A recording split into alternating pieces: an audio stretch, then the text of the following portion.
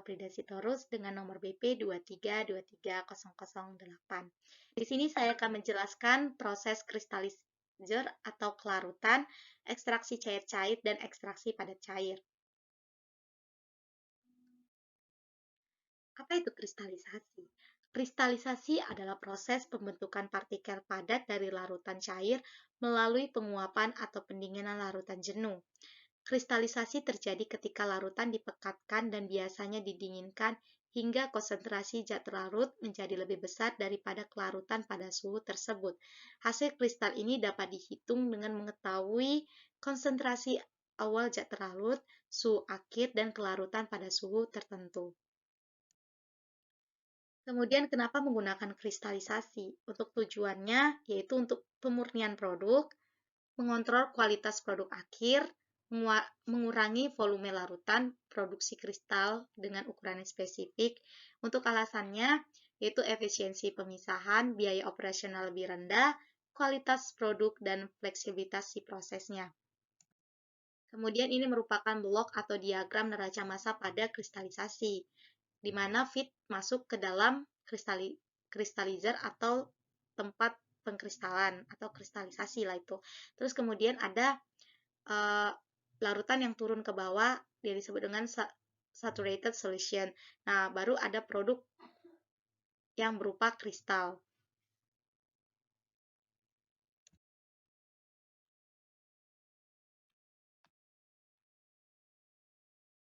Nah, kristalisasi dengan kelarutan. Hubungan kristalisasi dengan kelarutan. Dasar proses kristalisasi, pengaruh suhu pada kelarutan, supersaturasi, kontrol kristalisasi, pengaruh pelarut. Pengaruh parameter terhadap kristalisasi dengan kelarutan. Yang pertama itu adalah laju pendinginan, konsentrasi zat terlarut dalam larutan, mempengaruhi kecepatan kristalisasi dan kemurnian larutan. Kemudian proses kristalisasi, yaitu untuk pembentukan larutan jenuh, yaitu di mana larutan zat terlarut ini dalam pelarut sampai tidak ada lagi zat yang dapat larut. Kemudian ada supersaturasi, di mana melalui pendinginan, penguapan, atau penambahan antisolvent ini, larutan menjadi supersaturasi. Ketiga ada nukleasi, molekul zat terlarut mulai membentuk nukleus kecil atau inti kristal. Kemudian itu ada pertumbuhan kristal di mana molekul zat terlarut terus menempel pada nukleus membentuk kristal yang lebih besar. Nah, contoh alat kristalizer itu di dalam industri ya. Pertama itu ada kristalizer penguapan yang digunakan untuk meningkatkan konsentrasi larutan melalui penguapan si pelarut sehingga mencapai kondisi supersaturasi dan memulai kristalisasi. Yang kedua itu ada kristalizer vakum, ini bentuknya ya. Nah, menggunakan pengurangan tekanan untuk menurunkan titik didih pelarut hingga memungkinkan penguapan dan kristalisasi pada suhu yang lebih rendah. Ini ada contoh soal yang akan dibahas, itu berapa kilo kalium nitrat yang akan mengkristal dari 500 kilo larutan jenuh pada suhu 60 derajat Celcius jika didinginkan hingga suhu 0 derajat Celcius. Kelarutan kalium nitrat pada suhu 60 derajat Celcius adalah 120 kilo per 100 kilo.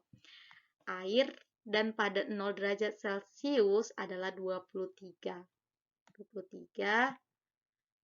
per 100 kilo air. Asumsinya, kita tengok ya, asumsinya ini tidak ada penguapan yang terjadi selama proses kristalisasinya itu. Nah, pertama-tama kita harus membuat si diagramnya dulu, atau bloknya, ini blok. Nah, itu blok. Nah, ini ada umpan masuk ke dalam kristalizernya itu kan sebenarnya 500 kilo. Kemudian nanti ada di sini si L-nya itu saturated solution. Nah, C-nya ini kristal. Nah, di umpan ini, di F, kita tahu fraksi K itu 120 per 120 tambah 100. Nah, 120 ini adalah tadi di sini ini pada suhu 60 derajat Celcius itu dia 120 kilo. Nah, SK-nya itu sama dengan 120 per 220 sama dengan 0,555 atau 275 kilo. Dapat 275 kilo itu karena tadi dia ini kita kalikan aja kalau 0,55 dikali dengan 500 kilo, maka dapatlah hasilnya 275. Kemudian kita akan mencari si fraksi X A, fraksi A sama dengan 1. 1 itu kan 100% ya, berarti 1 dikurang dengan 0,55. Jadi hasilnya 0,45 atau setara dengan 225 kilo. Ini kan tadi 0,45 ini kita bisa kali dengan 500. Jadi hasilnya 225 kilo. Kemudian, nah, kita di saturated solution tadi ya kan, XA-nya itu adalah 23, karena di sini tadi ada 23 per 100 kilo. Jadi, 23 per 23 ditambah 100. Jadi, hasilnya adalah 0,187.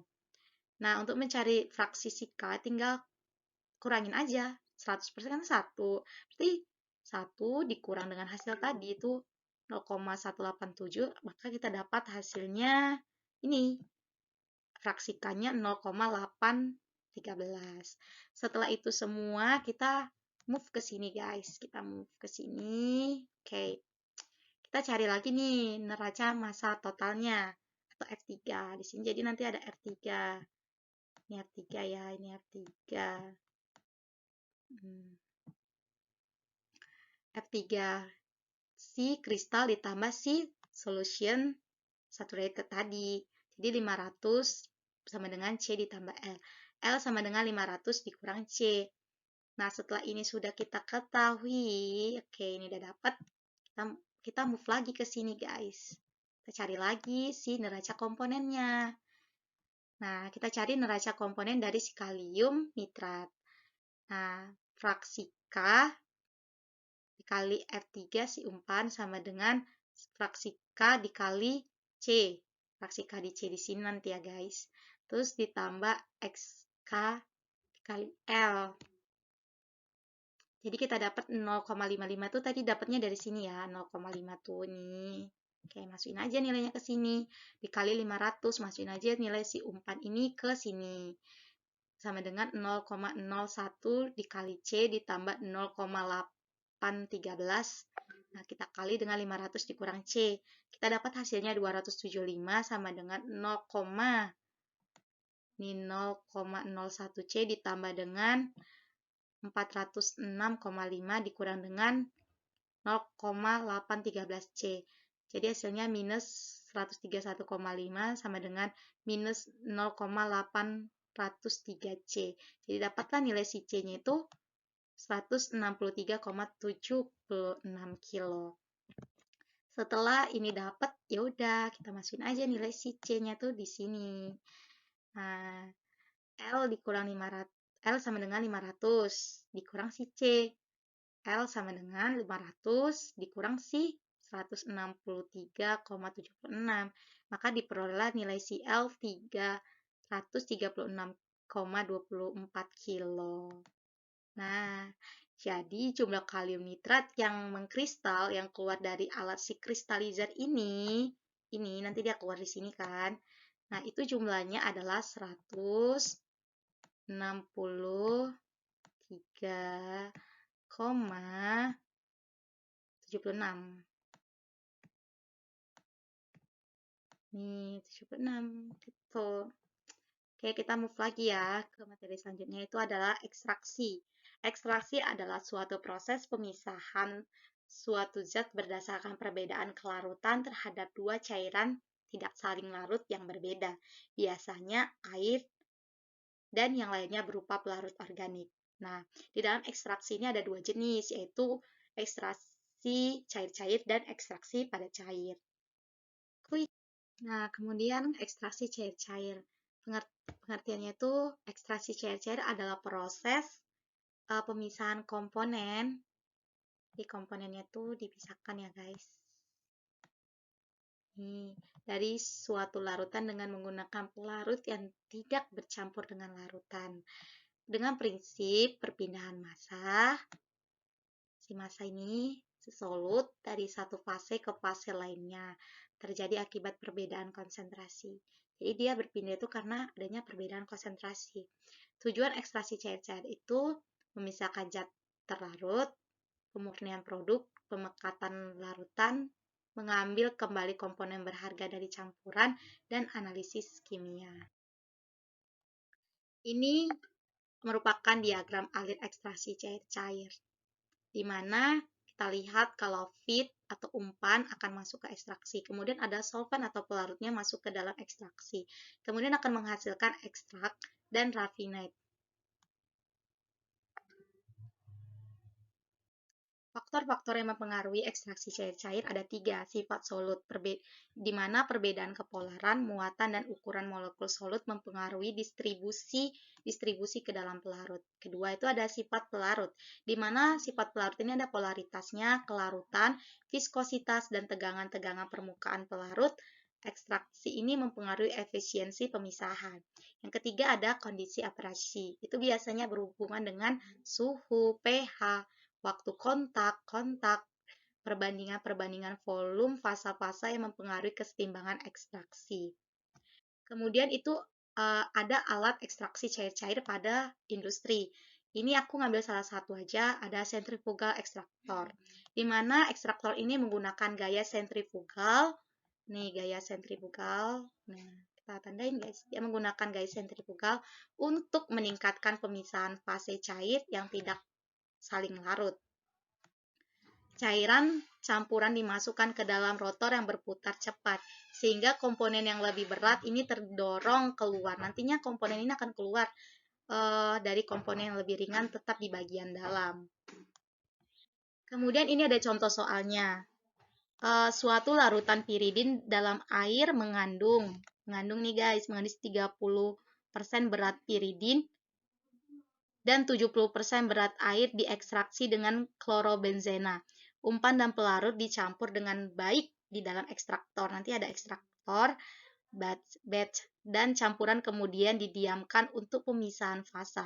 Fasenya itu diekstrak mengandung 11% piridin, 88% klorobenzena, dan 1% berat air. Fase rafinat mengandung 6% piridin dan 94 berat air. Nah, kemudian kita menghitung besar dua fasa atau lapisan. Yang kedua, kita disuruh menghitung perbandingan berat pelarut terhadap umpan berdasarkan umpan 200 kilo tadi. Nih, bahan dasarnya tuh kan kita ketahui bahwa dia ada 200 kilo. Ini pakannya sama dengan umpan ya guys. Jadi, kita buat dulu pertama aliran si ekstraksi tadi. Nah, karena kita ketahui itu ekstraktor batch, jadi kita tulis di sini ekstraktor batch. Nah, si ekstraktor ini kan ada dua aliran ya, ada dua aliran masuk. Yang pertama umpan sama si larutan klorobenzena. Nah, di umpannya kita ketahui dia 200 kilo, ini umpan 200 kilo, dan piridinnya itu 30%.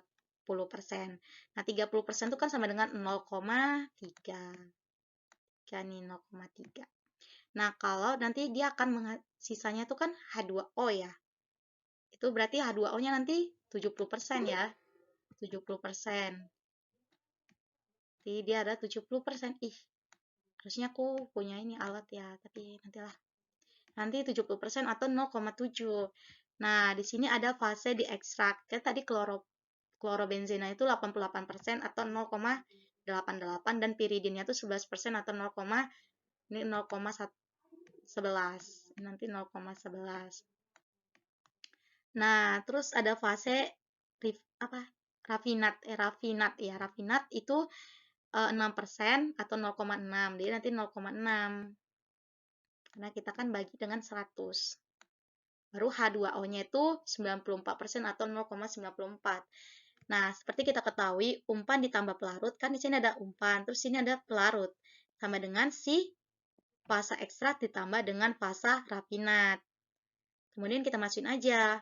Umpan itu kita misalkan dengan F, pelarutnya kita misalkan dengan Z, fasa ekstraknya kita misalkan dengan X, dan si fasa rafinatnya kita misalkan dengan Y. Jadi kan F ditambah Z sama dengan X tambah Y.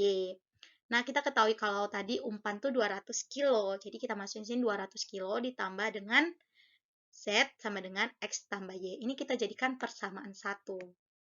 Nah, setelah persamaan satu ini selesai, kita move nih guys. Kita akan mencari si neraca neraca massa komponen. Nah, komponen ya guys, komponennya.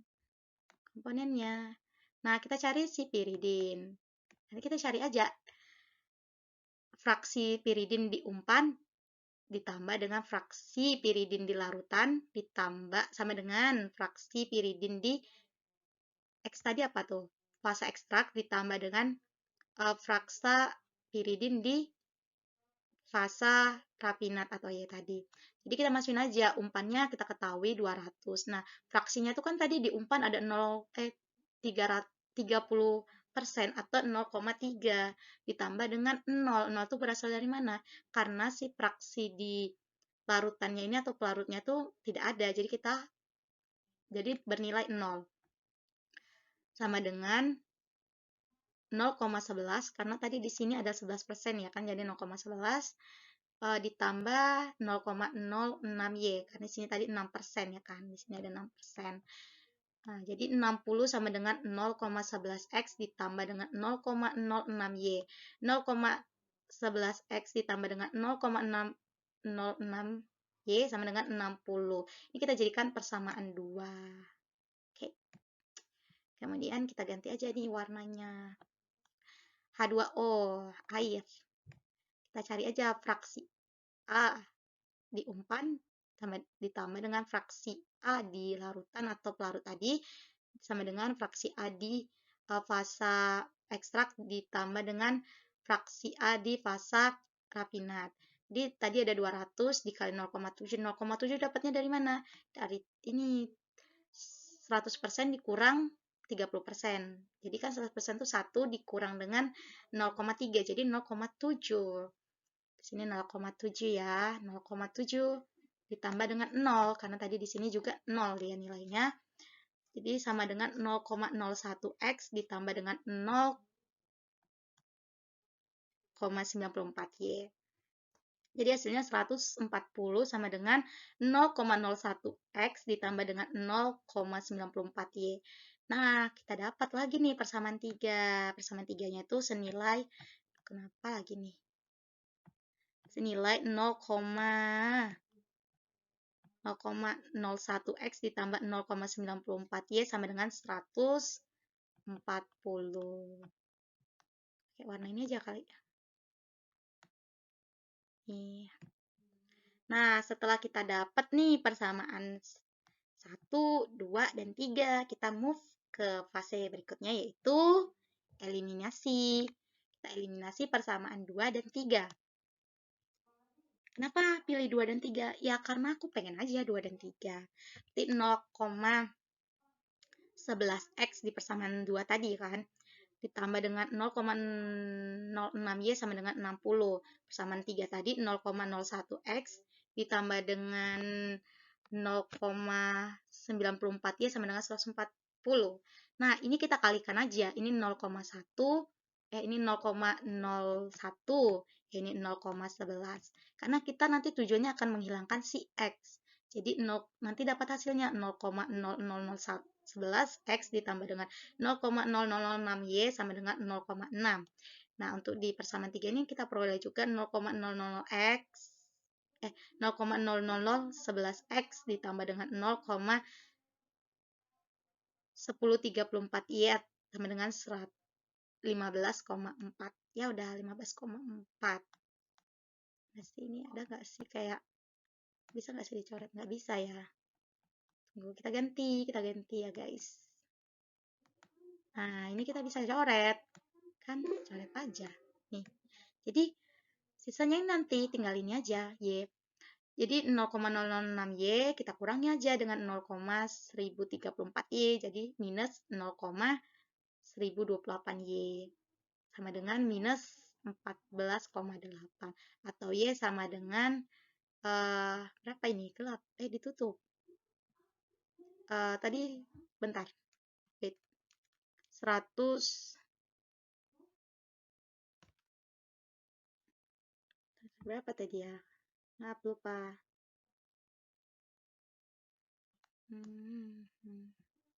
Hasilnya itu sama dengan 143,968 kilo. Oke, lanjut. Kemudian kan tadi kita udah dapat nih masuk nilai si Y sama dengan 143,968 kilo. Nah, nilai itu kita masukkan ke persamaan 3. Kemudian kita masukkan ke persamaan 3. Nih, 0,01x ditambah 0,94y sama dengan 140. 0,01x ditambah 0,94 kita kali dengan si Y tadi 143,968 sama dengan 140. 0,001x ditambah dengan 135,32 sama dengan 140. 0,01x sama dengan 140 kita kurangi dengan 135,32. Maka hasilnya adalah 0,01x sama dengan 4,68 atau x sama dengan 468 kilo. Di sini kilo ya. Kilo. Nah, setelah itu kita move lagi, kita cari nih karena kita sudah dapat nilai si x, kita cari neraca massa total. F ditambah Z sama dengan X tambah Y. Nah, semuanya ini kan sudah dapat kecuali si Z. 200 tadi si umpan ditambah dengan Z sama dengan 143,968 ditambah dengan 468. Z sama dengan 611,968 dikurang dengan si 200 tadi sama dengan Z 411,968. Kemudian apa ya? Ini perbandingan berat pelarut terhadap pakan atau umpan. Umpannya kan tadi 200 kilo.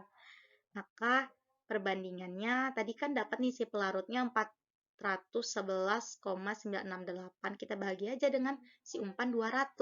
Jadi hasilnya 2,0598 kilo. Nah, besaran kemudian kita dari semua rangkaian penyelesaian kita dapat nih besaran dua fasa lapisan larutan itu sebesar 411,968.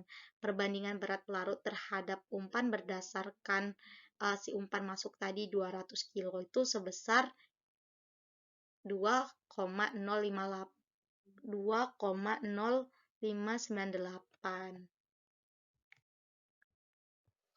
Kita move ke materi selanjutnya yaitu ekstraksi padat cair.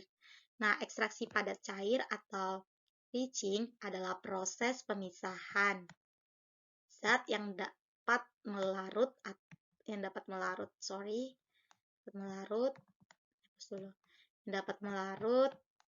atau solut dari suatu campuran dengan padatan yang tidak dapat larut atau inar dengan menggunakan pelarut cair. Nah, dengan prinsip adanya kemampuan senyawa dalam suatu matriks yang kompleks dari suatu padatan yang dapat larut oleh suatu pelarut tertentu. Tujuan dari ekstraksi padat cair ini adalah pemisahan komponen. Itu paling utama. Karena ekstraksi itu untuk memisahkan. Yang kedua itu pemurnian zat. Karena kita akan memurnikan si padatan dan cairan tadi. Terus itu ada meningkatkan konsentrasi zat.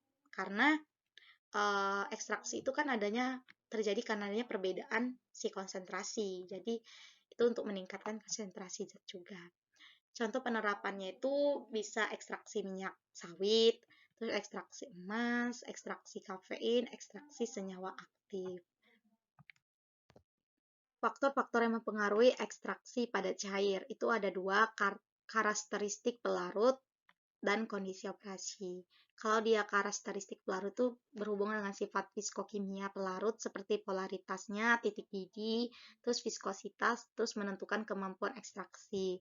Kalau untuk kondisi operasi itu seperti suhu, pH, waktu kontak, terus kontaknya dengan perbandingan-perbandingan volume fasa mempengaruhi kesetimbangan ekstraksi. Lanjut, Ini merupakan diagram alir ekstraksi pada cair. Sebenarnya hampir sama dengan ekstraksi cair-cair tadi. Nah, karena ada umpan masuk ke dalam ekstraksi, terus ada pelarut juga yang masuk ke dalam ekstraksi. Kemudian dia akan menghasilkan dua rangkaian alir, yaitu si fasa ekstrak sama fasa rafinat.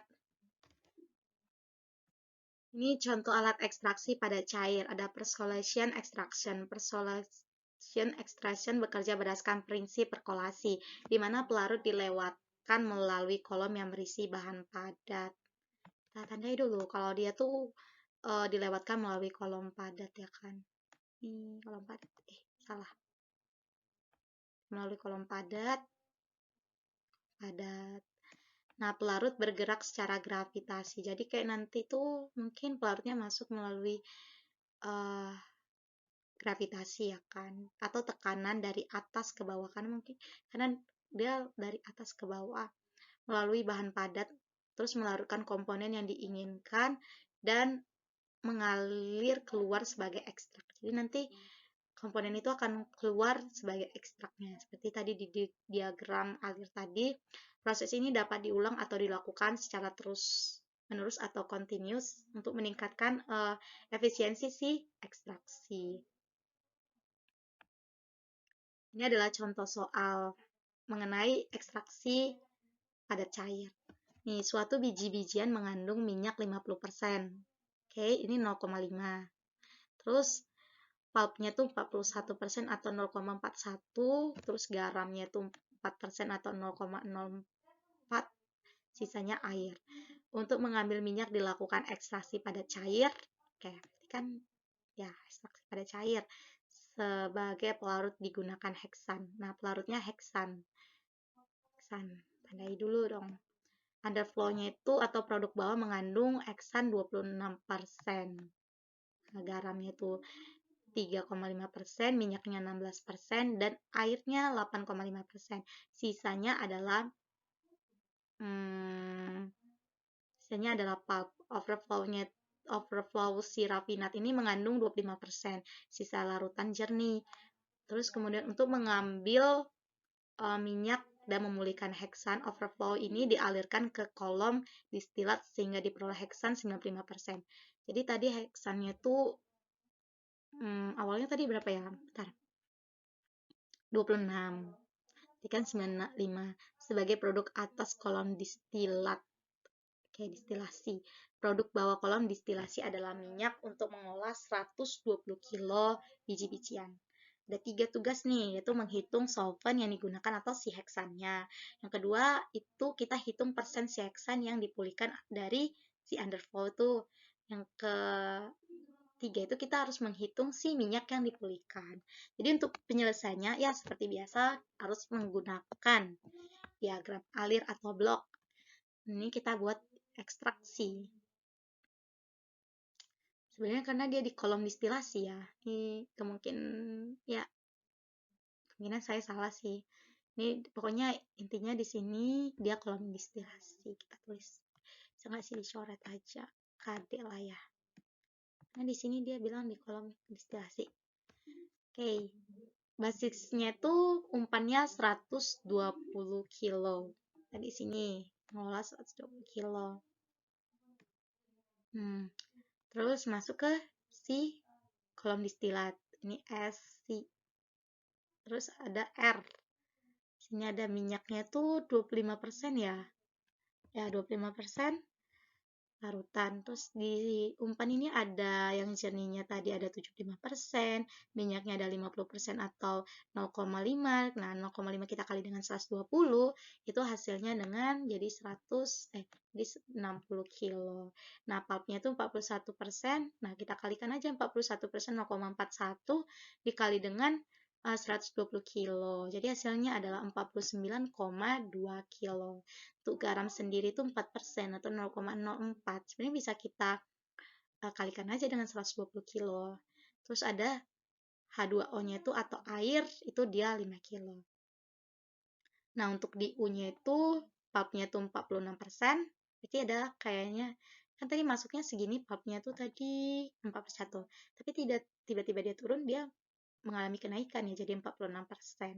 Terus ada apa ini tadi ya? Oke.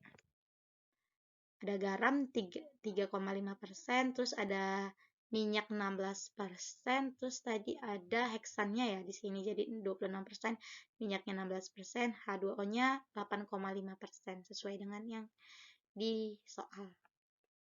Kita lanjut ke selanjutnya ya.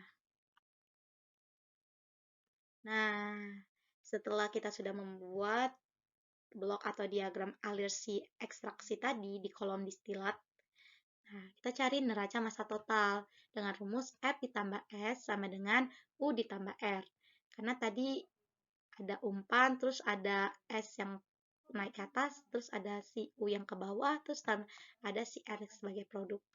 Dari 120 ditambah dengan S sama dengan U ditambah R. Ini kita jadikan persamaan satu. Kemudian kita move lagi, kita mencari si neraca massa minyak, komponen minyak. Di mana fraksi si komponen minyak di umpan sama dengan fraksi komponen di R ditambah dengan fraksi komponen minyak di U. Nah, berarti 0,5 karena tadi dia 50% ya. Di umpan berarti umpannya 120. Masukin aja ke sini sama dengan 0,26 R ditambah 0,16 U. Jadi hasilnya 60 sama dengan 0,26 R ditambah 0,16 U. Ini kita jadikan persamaan 2. Nah, kemudian kita mencari pulp di umpan yaitu 49,2 kilo. Jadi persen pulp di U itu sama dengan 46% dikali U. Kemudian kita nyari neraca massa komponen di pulp. Fraksi pulp dikali F, ini maksudnya F itu di umpannya sama dengan fraksi pulp di U. 0,41 karena tadi dia 0,41 atau 41% di umpan. Kita kali dengan 100, umpannya 100 sama dengan 0,46 karena tadi fraksi di U dia adalah 0, dia 46% atau 0,46 mengalami kenaikan ya kan dikali U. Jadi hasilnya 49,2 sama dengan 0,46 dikali U. Dapatlah hasilnya si U-nya itu 106,96 kilo.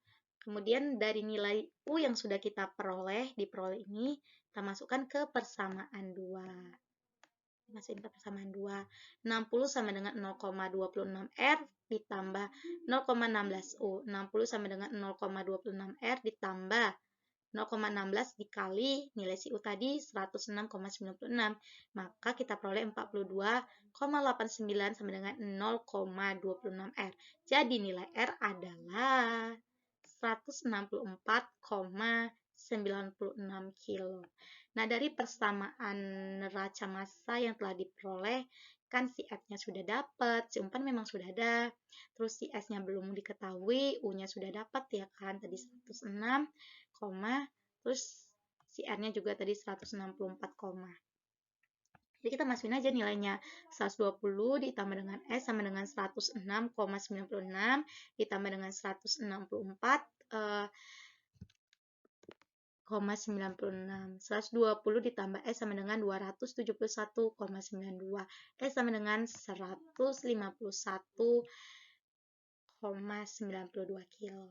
Kemudian kita mencari solvent di produk bawah underflow. Nah, 26% dikali U sama dengan 0,26 dikali nilai U tadi 106,96. Jadi dapat 27,81 kilo. Minyak di U sama dengan 16% dikali U sama dengan 0,16 dikali 106,96. Jadi dapat 17,11 kilo. Nah, minyak di R sama dengan 60 dikurang 17,11 itu sama dengan 42 kilo 42,89 kilo. Maaf ya Ibu, maaf. Kemudian ada persen minyak yang dipulihkan. Kita mencari persennya. Minyaknya itu tadi kan sudah didapat nih si minyak di R-nya itu kan 42,89.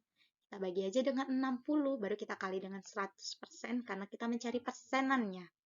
Jadi 0,4766 dikali dengan 100%, dapatlah hasil dari sekian lama perjuangan yaitu 47,66%. Oke, sekian presentasi saya.